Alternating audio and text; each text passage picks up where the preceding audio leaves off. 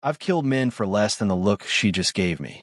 The sound of the mahogany door locking behind her echoes through my corner office, 53 floors above Seoul, where the city lights blur into nothing but expensive silence. She doesn't turn around, doesn't flinch, just stands there with her back straight, tablet clutched against her cream blouse like it's armor, staring at the skyline as if she's calculating her odds. Smart woman. For 2 years, Naomi Price has been invisible. The perfect secretary. Early, efficient, forgettable. She floated through my world like a ghost, bringing coffee at precisely 7:14 a.m., color-coding files I'd never asked her to organize, leaving before the real work began. I prefer it that way. In my line of business, the less people see, the longer they live. But 20 minutes ago, she saw something she shouldn't have. A single file, encrypted, buried 6 layers deep in our company's server under a folder labeled 2019 Tax Contingencies. Boring enough that no one would ever look. Except she did. And now she knows the Choi family fortune isn't built on semiconductors and real estate. It's built on blood, laundered through 37 shell corporations across 4 continents. Worse, she knows her name is on a list. A very specific list of loose ends my uncle wants resolved before the annual board meeting. I should be calling my cleanup crew. Instead, I'm watching the way her shoulders rise and fall with each controlled breath, the way her fingers tighten on that tablet, and I'm thinking about something my father once told me. The most dangerous weapon isn't a gun, Tae-jun. It's a witness with nothing left to lose. Naomi Price just became that weapon. Mr. Choi, she says, her voice steady despite the locked door, despite the fact that she's alone with a man whose neck tattoo crawls out of his collar like a warning label. I think there's been a misunderstanding. No misunderstanding, Miss Price. I move closer, slow and deliberate, until I'm close enough to smell the faint jasmine of her perfume mixing with fear. You accessed a restricted file. You saw information that could destroy this company. That makes you either incredibly stupid or incredibly brave. She finally turns, and for the first time in 2 years, I actually see her.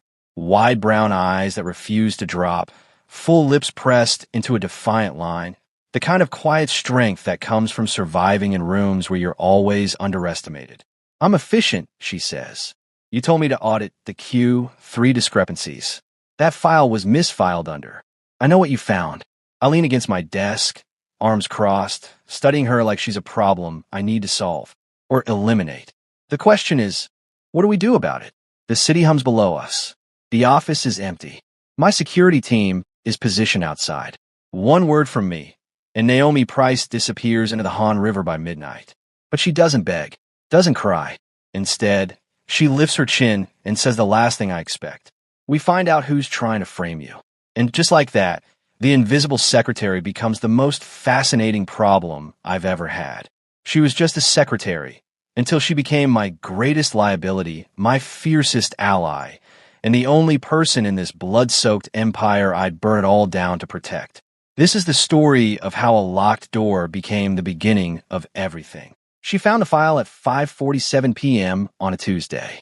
I know because I was in a meeting with my uncle's accountants 3 floors down, listening to them explain why we needed to resolve 2 more names before the quarterly audit.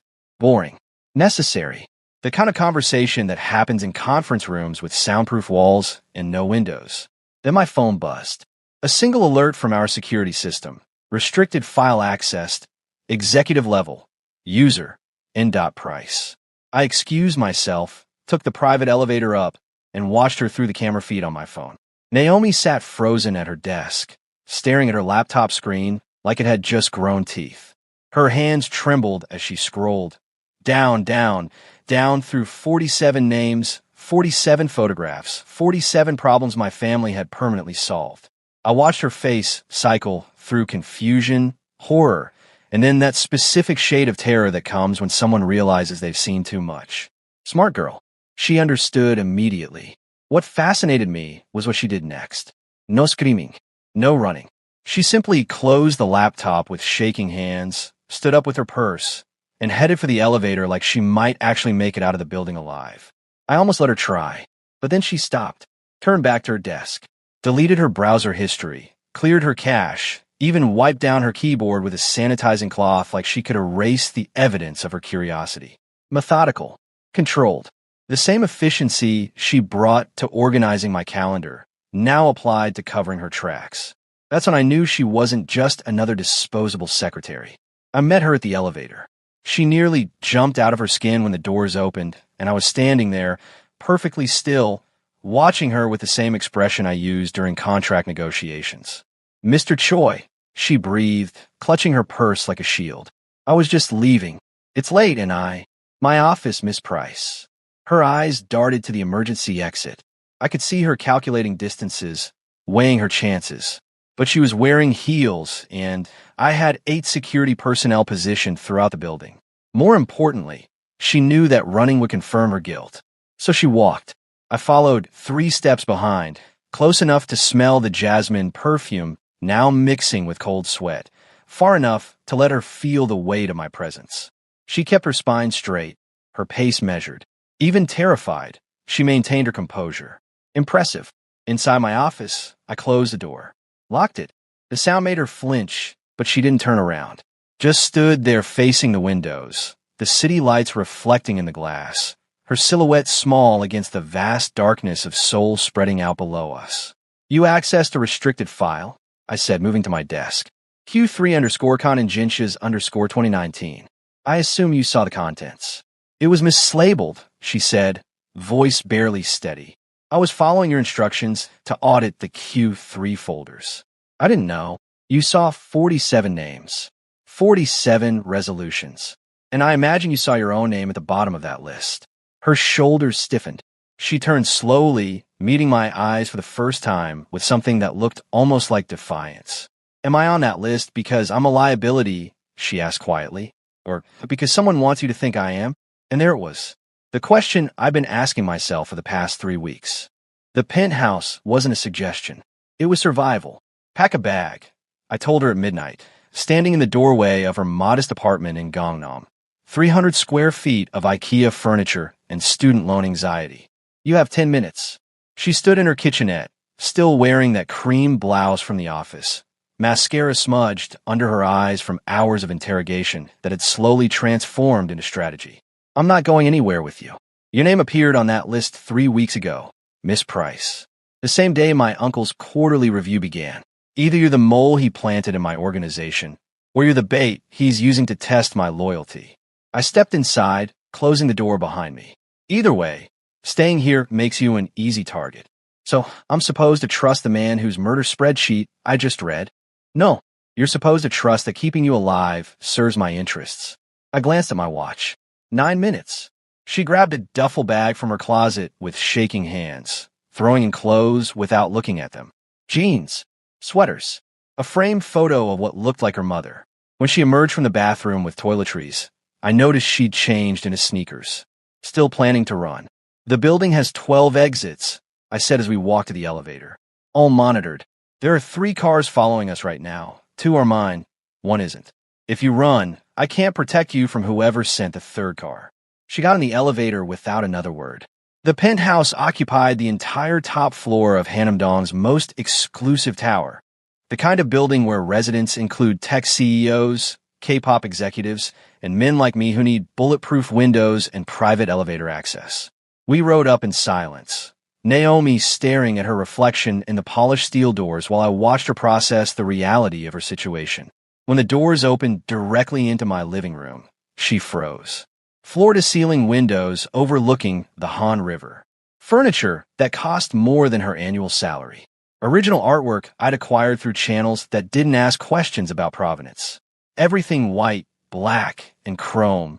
Beautiful and sterile, like a museum exhibit titled "How Murderers Live."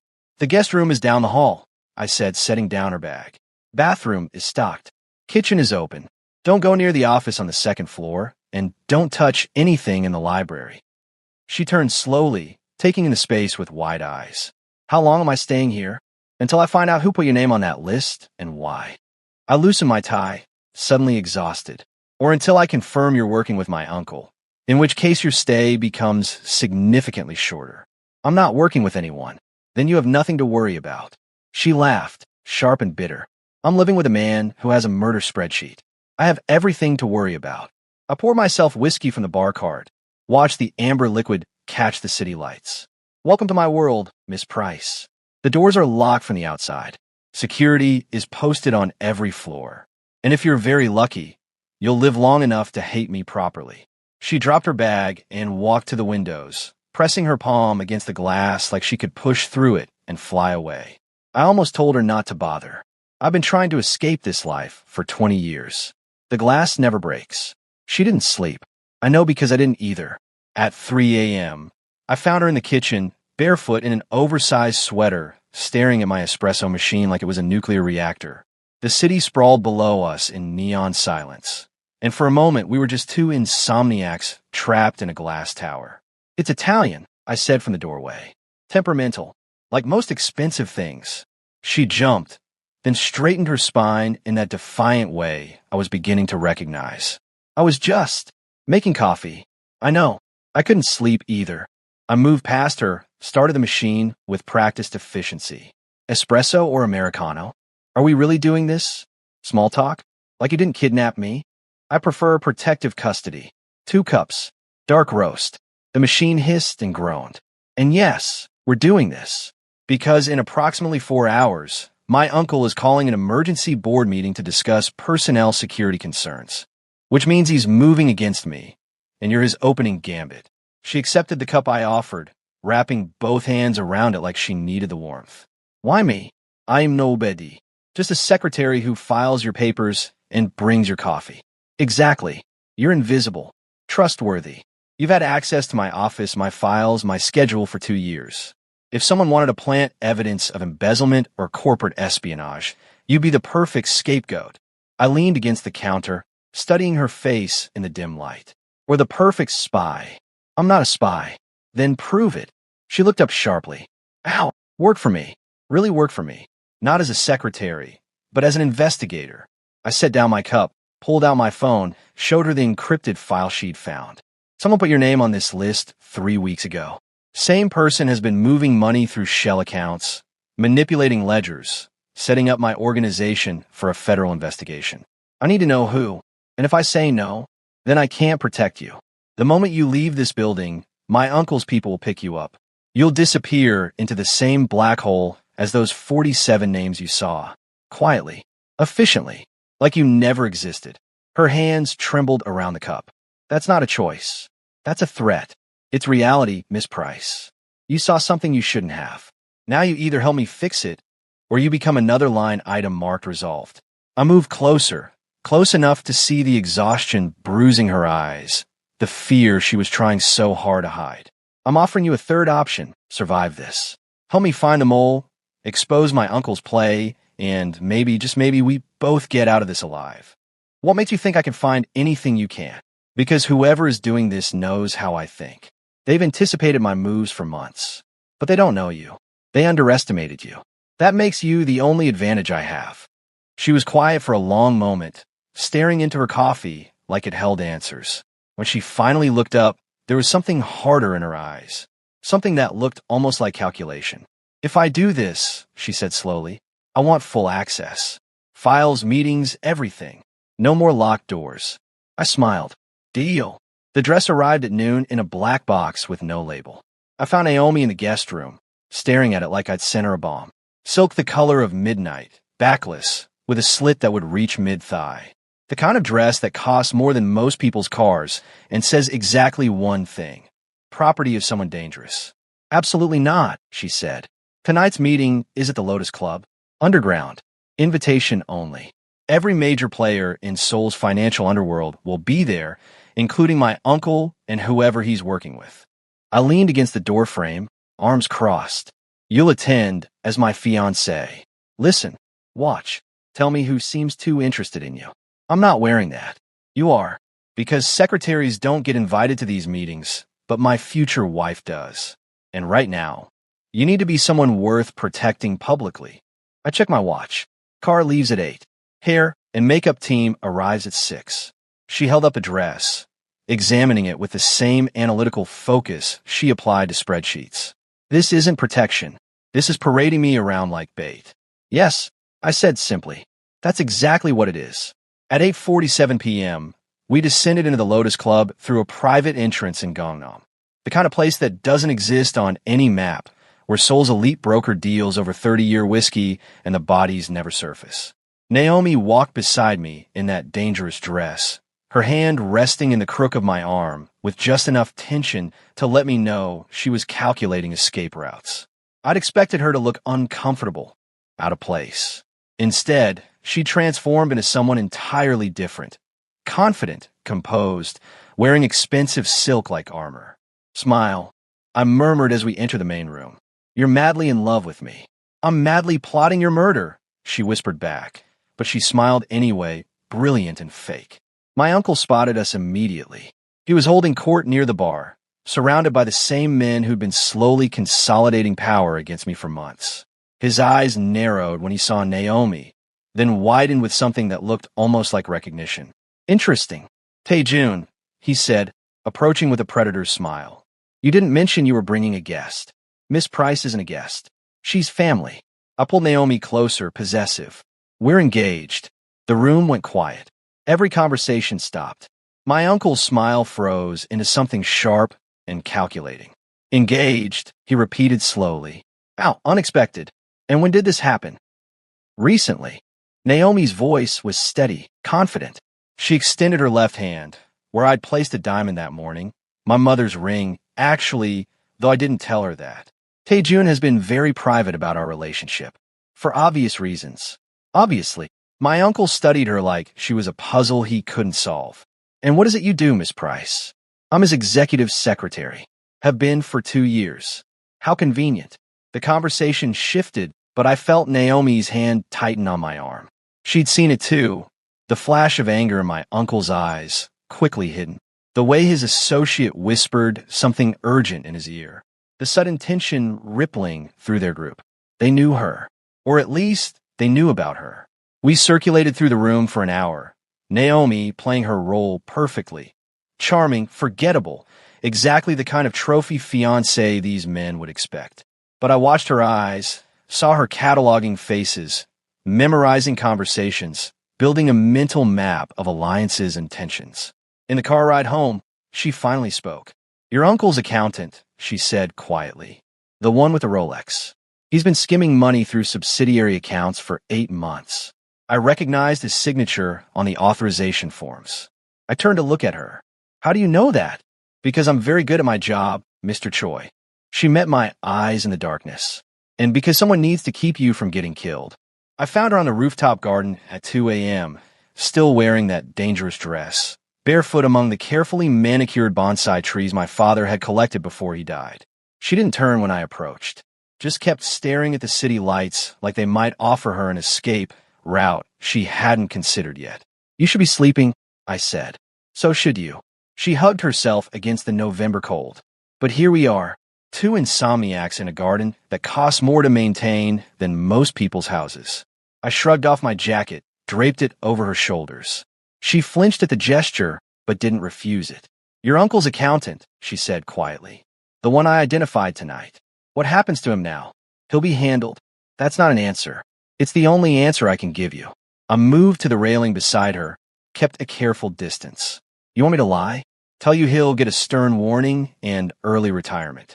I want you to tell me how someone like you ends up running an empire built on murder. She turned to face me, and in the moonlight, I could see the exhaustion written across her features. Because you don't seem like a monster, Mr. Choi. You seem like someone who became one.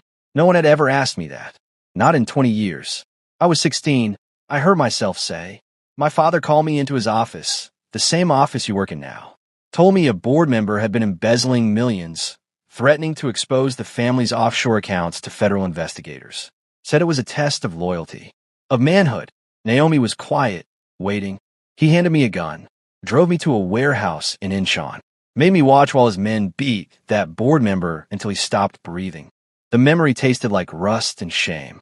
Then he told me I had 2 choices, take over the family business when he died, or join the board member in that warehouse. Those are my only options, legacy or death. You could have run. To where? With what resources? I was 16, Naomi, a kid who was good at math and terrible at disappointing his father. I laughed bitter. So I studied, Business at Seoul National University. Applied mathematics at Cambridge. Learned how to launder money through legitimate channels. How to make blood look like quarterly profits. Became exactly what my father wanted. A monster in an expensive suit. She was quiet for a long moment, processing. Then, why are you telling me this? Because you asked. And because if we're going to survive this together, you need to understand what you're dealing with. I turned to face her fully. I'm not a good man, Miss Price. I've authorized things that would keep you awake for years. But I'm trying to be better than my father. Trying to build something that doesn't require a body count. Is that possible in your world? I don't know. But you're the first person in 20 years who's made me think it might be. I reached out, almost touched her face, then stopped myself. My uncle wants the old ways. More violence. More control. He thinks I've gone soft. And he's using you to prove it. Have you gone soft? I looked at her standing in my jacket, barefoot among my dead father's trees, defiant and terrified and somehow still fighting. Maybe, I admitted. Or maybe I'm just tired of being the monster everyone expects. She stepped closer, close enough that I could smell jasmine and fear and something else. Something that felt dangerously like trust. Then let's kill the monster together, she whispered. The phone call came during breakfast. Naomi was reviewing financial records at the kitchen island, coffee going cold beside her laptop. That same focused intensity she brought to everything. 3 days of digging through my uncle's accounts, and she found a pattern. Money moving through a charity foundation, disappearing into offshore accounts, then reappearing as consulting fees paid to shell corporations. She was close. Too close. My phone buzzed. Unknown number. I almost didn't answer, but something in my gut told me to pick up. Thayon. My uncle's voice, smooth and poisonous. I hope I'm not interrupting anything important. Naomi looked up, saw my expression, went very still. What do you want? I asked. To discuss your situation. The American secretary you've been hiding in your penthouse. Quite the risk, nephew. Bringing an outsider into family business. Background noise on his end. Traffic voices the echo of a large space. But I suppose love makes us all foolish. Get to the point. The point is sitting in a warehouse in Incheon. 2 women. Early 60s and late 20s. They look remarkably like Miss Price, wouldn't you say? A pause. Oh, you should see your face right now. Yes, we're watching. We're always watching. Naomi stood up slowly, hands pressed flat against the counter. What is he saying? I muted the phone. Your mother. Your sister. He has them. The color drained from her face. No, they're in Atlanta. They're safe. I just talked to them yesterday. Did you? My uncle's voice came through the speaker now, unmuted. But did you talk to very talented voice actresses? Technology is remarkable these days, Miss Price. Your mother's speech patterns, your sister's laugh, all easily replicated for a simple phone call. You son of a... Now, let's be civilized. I could hear the smile in his voice. Here's what happens next. You have 12 hours to transfer operational control of the Choice Syndicate to me. All accounts, all territory, all contracts. Sign everything over. Announce your retirement from the family business, and Miss Price's family goes home safely.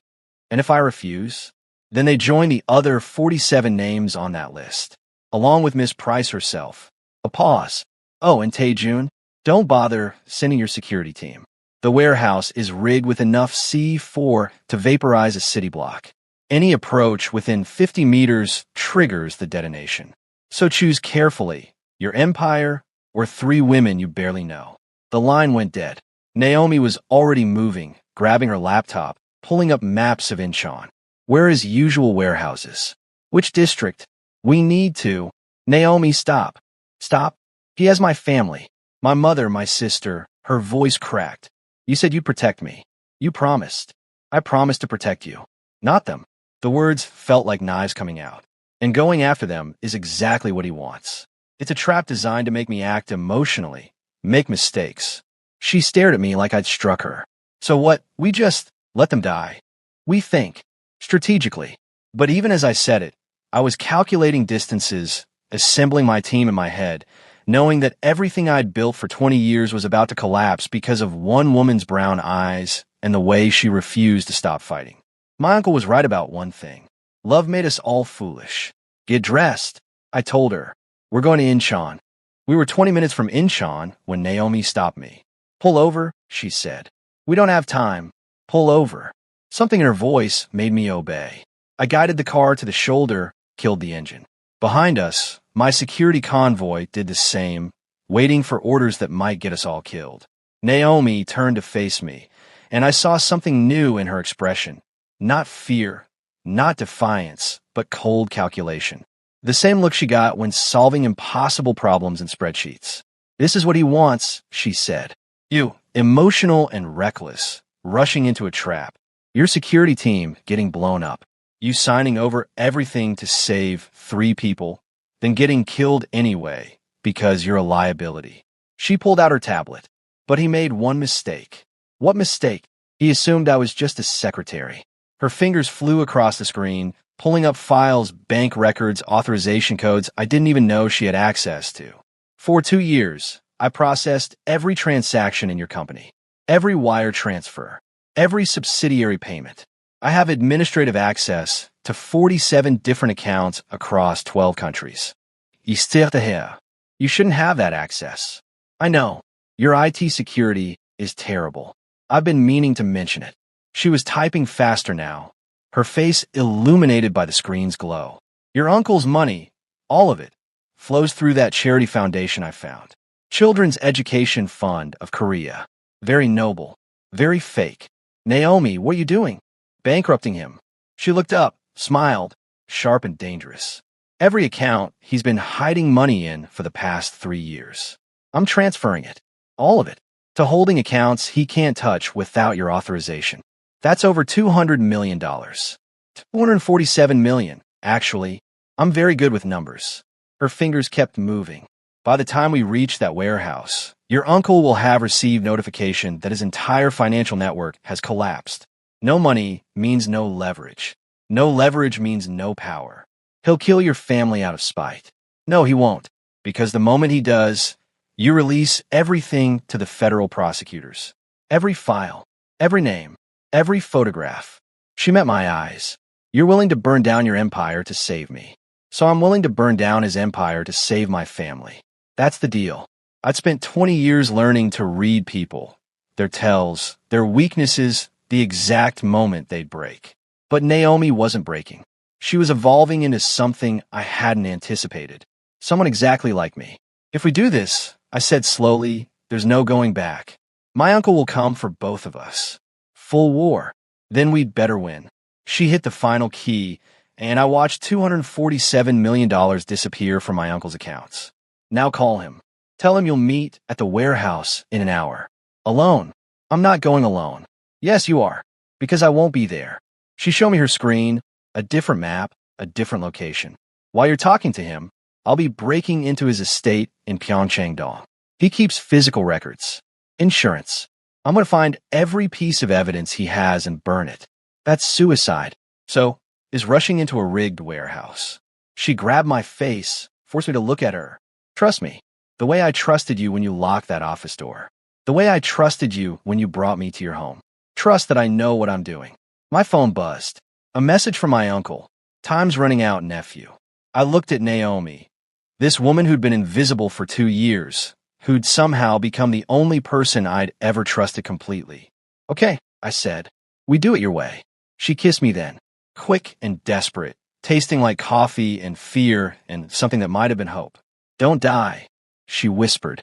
"You either." The warehouse was empty. No hostages. No uncle. Just a burner phone on a metal chair in the center of a concrete floor, ringing in the silence like a death knell. I answered it already knowing what he'd say. "Did you really think I'd be that predictable?" My uncle's voice amused. "The warehouse was a distraction, Taejun. While you've been playing hero, I've been taking what's mine. See you at the office." The line went dead. I was in the car and breaking every traffic law in Seoul before my driver could close the door. Naomi. She'd gone to his estate while he'd gone to mine. We'd both been outmaneuvered. The tower lobby was chaos when I arrived, security alarms blaring, civilians being evacuated, my own security team in lockdown protocol. I took the private elevator straight to the executive floor, my gun drawn, every instinct screaming that I was already too late. The 53rd floor was dark, silent. Emergency lights casting red shadows across the reception area where Naomi used to sit, organizing my life with perfect efficiency. I found her in my office. She was backed against the windows, blood streaming from a cut above her eyebrow, facing down three of my uncle's men. And standing between them, wearing my company security uniform, was Gene Ho, my head of personal security for 8 years. The man I'd trusted with my life. The mole. "I'm sorry, sir," Gene Ho said, gun trained on Naomi. "It's just business. Your uncle made a better offer." "How long?" I kept my weapon low, non-threatening, calculating angles. 2 years. Since the day you hired her. He gestured at Naomi with the gun. "I was supposed to eliminate her after she found the files. But your uncle wanted to use her. Bait to draw you out, test your loyalty. Turns out you failed that test spectacularly.